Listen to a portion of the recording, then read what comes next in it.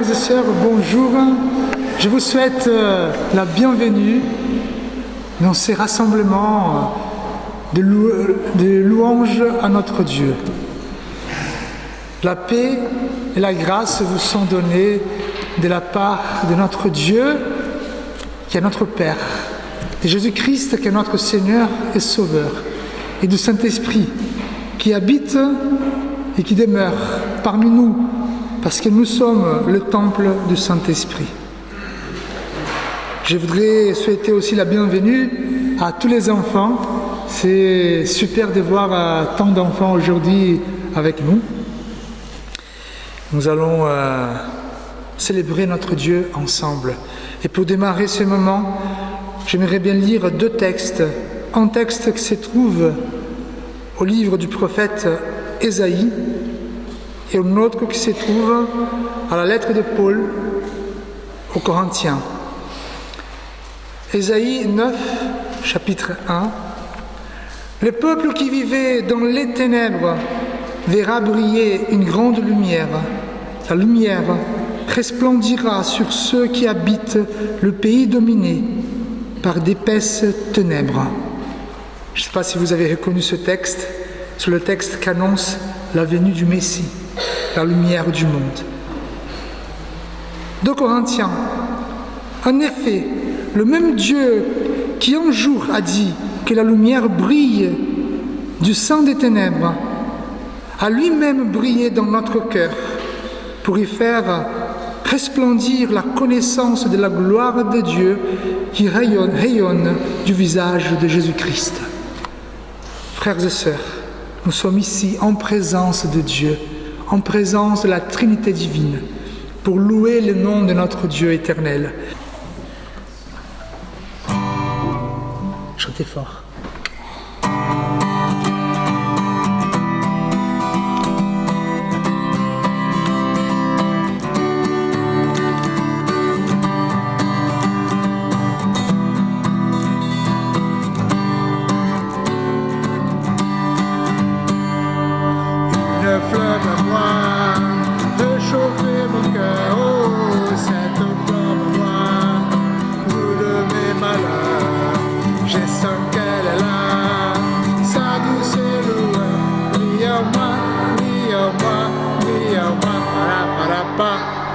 C'est une flamme d'amour qui m'éclaire dans la nuit. Et cette lumière d'amour vient illuminer ma vie. En attendant le matin, et cette lumière enfin vient briller en moi. Une flamme noire peut chauffer mon cœur. Oh, cette flamme noire brûle mes malheurs. Je sens qu'elle est là, sa douce lueur, brille en moi, brille en moi, brille en moi. Aujourd'hui, le texte est affiché. Voilà. Nous allons continuer notre méditation sur la lettre aux Éphésiens, mais aussi sur le texte précédent. Donc là, le dimanche d'avant, nous avons médité sur ce texte que nous allons lire aujourd'hui, mais aussi la première partie. Et maintenant, nous allons suivre dans notre réflexion. N'ayez donc aucune part avec eux. Autrefois, en effet, vous étiez ténèbres, et maintenant vous êtes lumière dans le Seigneur. Marchez comme des enfants de lumière. Car le fruit de la lumière consiste en toutes sortes de bonté, de justice et de vérité. Examinez ce qui est agréable au Seigneur. Et n'ayez rien de commun avec les œuvres stériles des ténèbres, mais plutôt dénoncez-les. Et en effet, ce que ces gens font en secret, il est honteux même d'en parler. Mais tout cela, une fois dénoncé, apparaît à la lumière, car tout ce qui apparaît est lumière. C'est pourquoi il est dit « Réveille-toi, toi qui dors, lève-toi d'entre les morts, et le Christ resplendira sur toi. » Voici la parole de Dieu. Prions. Seigneur, par ta grâce, nous pouvons ouvrir ta parole. Et cette parole qui est un instrument pour le Saint-Esprit, nous voulons la comprendre. Chacun ici a besoin d'une interprétation, d'une interpellation, d'une exhortation. Mais Seigneur, parle-nous. Et Seigneur, moi en tant que prédicateur, empêche-moi de parler de moi-même. Mais fais grâce, Seigneur, afin que je puisse parler seulement ta volonté. Conduis-nous, Seigneur, dans ces temps où tu révèles ta parole à ton Église. Amen. Voilà, donc c'est la suite de la prédication précédente où le thème était « Marcher dans la lumière ». Évidemment, je vais revenir sur quelques points vus la semaine précédente pour qu'on puisse comprendre la suite et la prédication d'aujourd'hui. En fait, comme je vous ai dit, l'apôtre Paul, il écrit cette lettre aux Éphésiens pour parler de l'Église, ce qui est l'Église. Et à la moitié de cette lettre, il parlera d'une façon très pratique de vivre en tant qu'Église, en tant que peuple de Dieu. Et la première chose qu'il va dire, c'est que nous devons marcher dans l'unité, ensemble, parce que nous sommes un seul corps en Jésus-Christ. Mais aussi que nous devons marcher dans la sainteté, ça veut dire séparer, ça veut dire purifier, ainsi comme notre Dieu, il est saint. Pourquoi ? Parce que notre vie révèle notre nouveau statut en tant qu'enfant de Dieu. Et une façon de vivre dans la sainteté, séparer, c'est vivre dans l'amour. C'est ça que nous dira l'apôtre Paul. Voilà, marcher dans l'unité, dans la sainteté et dans l'amour. Et maintenant, il nous dira, il faut marcher dans la lumière. C'est beaucoup de choses. Mais comme j'ai évoqué dans la prédication précédente, je pense que la plupart des chrétiens, ils sont d'accord qu'il faut marcher dans l'unité. Même pour tous les peuples, il faut marcher dans l'unité. Il faut marcher dans la sainteté. Je pense que nous sommes d'accord que les chrétiens, ils doivent être différents. Quoi dire plus sur marcher dans l'amour? Je pense que personne n'est contre d'aimer le monde. Mais là, Paul évoque une autre chose qui apparemment c'est joli, mais qui n'est pas forcément le plus agréable pour nous en tant qu'Église. Pourquoi ? Parce qu'il dit il faut marcher dans la lumière. Et quand il dit cela, il va développer ce que ça veut dire marcher dans la lumière. Pourquoi ? Parce que marcher dans la lumière, ça veut dire une séparation des ténèbres, ça veut dire une division, ça veut dire se séparer, ça veut dire même exclu. Pourquoi ? Parce que la lumière ne peut pas cohabiter avec les ténèbres. Encore mieux, les ténèbres n'existent même pas en présence de la lumière. Et donc, si nous devons être lumière, il faut que les ténèbres ne soient pas parmi nous. Et le problème, c'est que on a peur. Parfois, on a peur. Parfois, nous avons des amis. Parfois, nous avons une vie. Parfois, nous avons de la famille qui vivent les œuvres infructueuses des ténèbres. Et quoi faire à ces moments-là ? Marcher dans la lumière, c'est marcher dans cette morale et éthique de Jésus-Christ. Et donc, le défi de l'apôtre Paul pour l'Église et pour nous aujourd'hui, c'est marcher dans la lumière, coûte ou que coûte.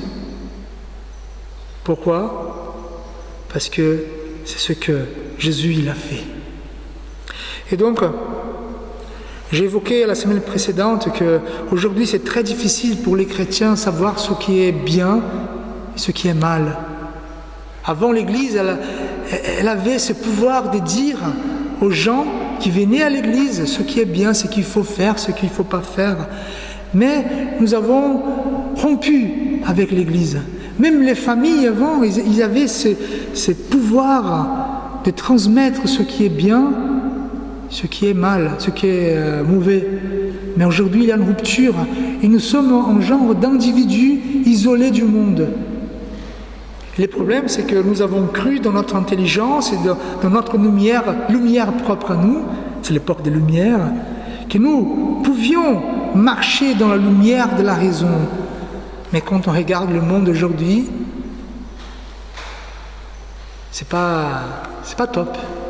Nous avons pensé que si nous quittions l'âge des ténèbres, où l'Église régnait, où il y avait des guerres, des religions, en venant vers la lumière de la raison, nous allons sortir de toute cette barbarie. Et finalement, on se trouve aujourd'hui avec des guerres, des enfants qui meurent de faim. C'est catastrophique.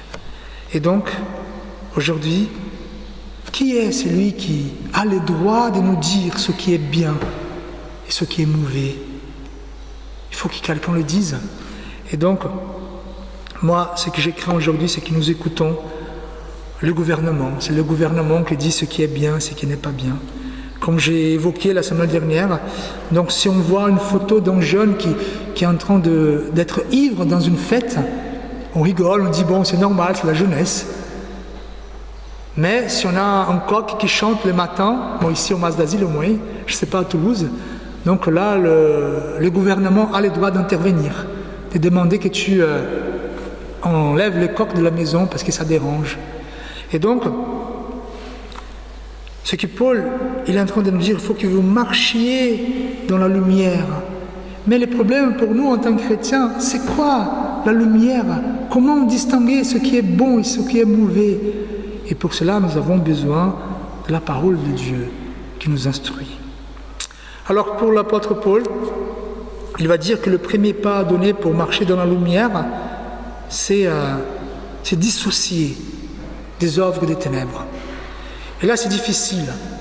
Pourquoi? Parce que nous avons notre vie, nous sommes habitués à notre façon de vivre. Et parfois, nous faisons des œuvres de ténèbres. Le mensonge, la fausseté, la méchanceté. Et Paul il est en train de dire qu'il faut se dissocier. Et dissocier aussi des gens qui sont dans les œuvres des ténèbres. Et cela, parfois, est difficile de rompre. Et pourquoi, selon l'apôtre Paul? Parce qu'en fait, nous sommes changés, nous sommes des personnes changées. Nous avons cru en Jésus-Christ qui nous a transportés du royaume des ténèbres vers le royaume des lumières de Jésus. Donc nous ne pensons pas comme avant. C'est pour ça qu'il va dire, donc marcher dans les fruits de la lumière, c'est la bonté, la justice et la vérité. Et pourquoi il dit cela? Parce que la bonté, la justice, la vérité, une fois qu'elle est vécue, ça expose les ténèbres. Pourquoi? Parce que quand on est juste, on expose l'injustice. Quand on est bon, on expose le mal. Et quand on est vrai, on parle de la vérité, on est de la vérité, nous exposons la fausseté. Et donc, maintenant, dans notre texte, nous allons continuer. Paul, il va dire que la lumière a un double rôle. D'abord, faire le bien, il nous invite à faire le bien, bonté, justice et vérité, mais aussi marcher dans la lumière. Il y a un autre rôle, c'est qui dérange davantage, le rôle d'exposer le mal. Alors, les Éphésiens, les chrétiens d'Éphèse ne sont pas nés dans les familles chrétiennes. Donc, tous leurs réseaux sociaux étaient constitués des gens qui avaient des mœurs païens. Voilà. Ces chrétiens, souvent, ils partageaient souvent avec ces gens-là leur manière de vivre qui était contre la volonté de Dieu.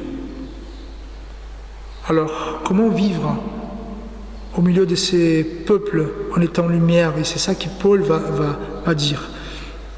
Alors, il faut ne pas seulement avoir une vie exemplaire, mais il faut exposer les œuvres des ténèbres. C'est ça qu'il dit au verset 11. Et ne prenez point ne prenons point part aux œuvres infructueuses des ténèbres, mais plutôt condamnez-les. Alors, Paul, il va dire, pour ne pas faire comme les autres. Quand il dit prendre part, ça veut dire être de partenaire, avoir une vision commune, avoir une connexion avec des gens qui font des œuvres infructueuses des ténèbres. Mais au contraire, pas seulement on n'est pas à prendre part, mais condamner, plutôt condamner, exposer-les. En fait, pour l'apôtre Paul, exposer, c'est mettre en lumière. Ces mots-là étaient employés pour des sportifs qui étaient dans des Jeux olympiques de l'époque, qui étaient inconnus, mais qu'à la fin, ils ont fait tellement bon travail qu'ils sont connus dans le monde entier. Et pour Paul, les œuvres des ténèbres doivent être exposées, connues. Et là, c'est difficile pour nous en tant que chrétiens. D'abord d'exposer notre méchanceté, nos péchés, mais aussi exposer les péchés des autres. Quand même, comment faire cela? Est-ce que j'ai le droit? C'est ça que dit l'apôtre Paul. Désolé, j'aimerais bien ne pas dire cela.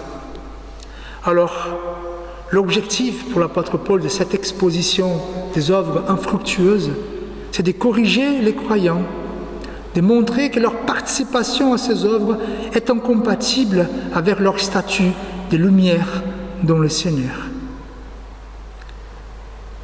Une vie exemplaire, plus une réprimande pleine d'amour pour aider les chrétiens à marcher dans la lumière. Peut-être que vous me dites là, Fabio, tu dis des choses que ce n'est pas possible. Comment? Est-ce que, Fabio, tu veux qu'on revienne au Moyen-Âge et qu'on est réprimandé par l'Église? C'est pas ça. Je voulais juste vous dire que les gouvernements, l'opinion des autres, toujours a l'intention de nous réprimander. Et donc, dans l'Église d'avant, Jean Calvin, il parlait de la discipline. Et voyons ce que c'est la discipline pour Calvin. Le but de la discipline n'est pas alors d'éliminer les membres imparfaits de la communauté des croyants au nom d'un idéal de sainteté, mais encourager les pécheurs à la repentance, de restaurer la communion entre tous et restituer sa santé au cœur du Christ, tout en sachant que ce but ultime ne sera jamais entièrement atteint ici-bas. Et évidemment, il y a eu des excès, des abus, on est d'accord. Il y a toujours. Mais ce que l'apôtre Paul a dit, ce que Calvin a compris de l'apôtre Paul, c'est que nous, en tant que chrétiens, nous avons cette autorité de dire ce qui ne va pas chez nous et chez nos frères et sœurs. Ce que nous dit l'apôtre Paul, c'est que la lumière, cette exposition, quand la lumière vient, elle éclaire et ce qui était en secret apparaît. Pour l'apôtre Paul, le péché, les œuvres des ténèbres doivent être reconnus et condamnés. Alors, pensons à une maladie que nous pouvons avoir. Qu'est-ce que vous préférez? La cacher ou l'exposer? Évidemment, peut-être au départ, on n'est pas trop d'accord de dire, de savoir même. On a un maux de tête, on a un mal au ventre, je ne sais pas. Mais le plus tôt on l'expose, le médecin l'expose, plus rapidement nous avons la guérison. Je vais vous raconter une histoire, ce n'est pas joli, mais ça me donne un exemple. Ça s'est passé dans une église. Je n'étais pas pasteur, j'étais membre à cette époque, c'était au Brésil. En fait, un jeune adulte qui était responsable des enfants, responsable des jeunesses. C'est quelqu'un que je connaissais et qui finalement avait des gestes un peu dangereux et étranges vers les enfants. Et tout le monde voyait à peu près. Mais l'Église a décidé de ne rien dire, ne pas se mêler à ces choses-là. Pourquoi? Parce qu'ils n'étaient pas certains si c'était quelque chose de difficile, c'était un genre de pédophilie, ils ne savaient pas. Des années se sont coulées en fait. Et après 10 ans, ce jeune homme, il s'est fait exposer, mais pas par l'Église, par la télé. Il s'est fait dénoncer et la télévision est venue et a exposé ce jeune homme et toute l'Église. Donc le pasteur à l'époque, il savait, il connaissait, mais il n'a rien dit. Voilà, donc si ces jeunes hommes qui avaient des gestes étranges étaient réprimandés au départ par rapport à cette pédophilie auprès des enfants, peut-être lui, il serait guéri au départ. Peut-être que les enfants ne seraient pas, abusés. Peut-être l'Église serait préservée dans telle situation. Mais l'Église, le pasteur a décidé de cacher les œuvres infructueuses des ténèbres. Voilà. Et donc, Paul, en sachant de tout cela, de ce danger, il nous invite à exposer et à traiter et à pardonner. Marcher dans la lumière est d'abord la dissociation, la séparation des pratiques pécheresses pour marcher dans la lumière et pratiquer la bonté. Être juste, vivre en vérité et pratiquer la bonté. Tout cela en présence de Dieu, de sa parole et de l'Esprit Saint.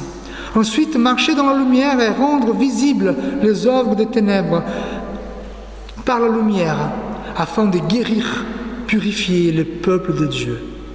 Et maintenant, l'apôtre Paul, il va finir son texte avec une invitation. Réveille-toi, toi qui dors, réveille-toi d'entre les morts, et Christ t'éclairera. Et là, Paul, il nous invite à une décision, prendre une décision. Ces mots-là, selon les biblistes, c'était un chant qui était chanté pour le baptême des gens, le baptême de ceux qui venaient de renaître en Christ. Réveille-toi qui dors, réveille-toi d'entre les morts. Et donc Paul utilise ces chants connus pour dire, frères et sœurs, il ne faut pas rester dans les ténèbres. Réveillez-vous pendant que vous avez le temps de régler les choses. Et donc, je transmets ce que nous dit l'apôtre Paul. Est-ce que nous devons nous réveiller? Est-ce que tout va bien? Oh, cet appel de l'apôtre Paul, c'est pour nous. Réveille-toi, toi qui dors, réveille-toi d'entre les morts, et Christ t'éclairera. Je vous invite à la prière. Seigneur notre Dieu,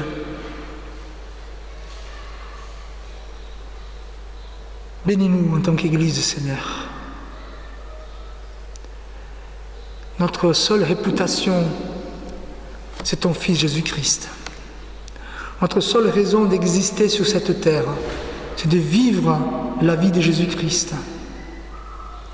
Bénis-nous, Seigneur, et que nous puissions marcher dans la lumière de notre Seigneur Jésus-Christ, ton Fils. Aide-nous, Seigneur, à vivre les choses difficiles. Oui, les chrétiens sont bénis parce que nous pouvons être ensemble en tant que famille, nous pouvons manger, nous pouvons célébrer, nous pouvons vivre des choses formidables. Mais ainsi comme toute la famille, il y a un moment où nous devons nous asseoir et régler nos problèmes. Aide-nous, Seigneur, à avoir le courage et l'audace de mettre lumière dans nos ténèbres. Nous te prions au nom de Jésus. Amen. Alors, est-ce qu'il y a quelqu'un qui pouvait appeler les enfants? Alors, pour moi, ça a été très difficile de prêcher la prédication de la semaine précédente, la prédication d'aujourd'hui. Et je ne peux pas vous dire désolé de prêcher la parole de Dieu, mais s'il y a quelqu'un qui veut me parler, qui n'est pas d'accord, n'hésitez pas. J'ai dit que c'est la prédication la plus intégriste que j'ai pu faire jusqu'aujourd'hui dans ma vie. Mais voilà, moi je ne peux pas. Le fait de prêcher ce qu'on appelle prédication suivie, texte par texte, on ne peut pas s'échapper des textes qui sont difficiles. Ça va être encore difficile, pourquoi? Parce qu'ici on va parler « Femmes, sois soumises à vos maris ». Nous allons arriver, c'est dans la lettre aux Éphésiens. Mais parler de discipline, parler de l'Église qui peut nous transmettre la vérité, c'est très difficile, surtout dans le monde d'aujourd'hui. Donc si vous n'êtes pas d'accord, n'hésitez pas à venir auprès de moi, de me dire, voilà Fabio, je ne suis pas d'accord avec toi, il faut que tu revoies telle chose. Je suis ouvert, d'accord? Mais j'essaie de me mettre en présence de Dieu pour transmettre ce message. Voilà. Je vous invite à vous lever pour la bénédiction de notre Dieu et l'exhortation. Frères et sœurs, vous êtes la lumière du monde. C'est ainsi que votre lumière doit briller devant tous les hommes, toutes les femmes, pour qu'ils voient le bien que vous faites et qu'ils en attribuent la gloire à votre Père céleste. Que l'amour de Dieu, la grâce de Jésus-Christ et la consolation du Saint-Esprit soient avec nous tous, aujourd'hui et à jamais. Amen.